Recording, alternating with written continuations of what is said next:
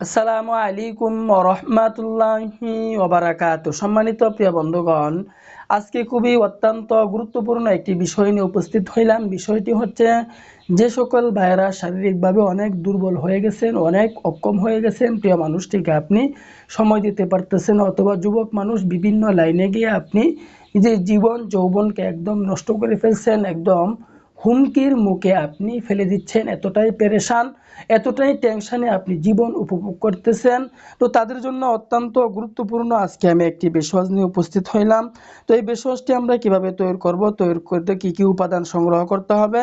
১ নম্বর উপাদান সংগ্রহ করতে আমাদেরকে চীনাবাদাম, ২য় নম্বরে সংগ্রহ করতে হবে কিশমিশ, ৩য় নম্বরে কাঠবাদাম, ৪র্থ নম্বরে রসুনের কোয়া, এরপরে আমাদেরকে সংগ্রহ করতে হবে মধু, এরপরে সংগ্রহ করতে হবে ডুমুর ফল, এরপরে আমাদেরকে সংগ্রহ করতে হবে পান পাতা।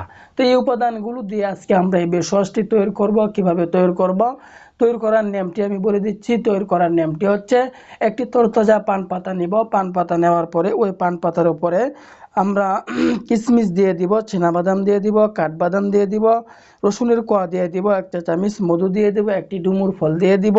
এরপরে ওই পান পাতাটা এখন আমি কিভাবে সেবন করব, তো সেবন করার নিয়মটি আমি বলে দিচ্ছি। তো আবারও বলতেছি, রোগ নিয়ে বসে না থেকে চিকিৎসা গ্রহণ করুন। চিকিৎসা গ্রহণ না করলে দেখবেন আপনি সমস্যায় পড়ে যাবেন, বিপদে পড়ে যাবেন। তখন লাখ টাকা খরচ করেও এই সমস্যার সমাধান পাবেন না। রোগ নিয়ে হেলা করবেন তো আপনি বিপদে পড়বেন, মুসিবতে পড়বেন। রোগ হলে আল্লাহ তাআলার কাছে চাবেন, কিছু নফল নামাজ পড়বেন, কিছু দান সদকা করবেন। তো এই নফল নামাজ এবং দান সদকা যদি করতে পারেন, তাহলে এটার উসিলায় আল্লাহ তাআলা আপনাকে এই সমস্যা হইতে সমাধান দান করবেন। বসে না থেকে চিকিৎসা গ্রহণ করুন, ডাক্তারের শরণাপন্ন হন।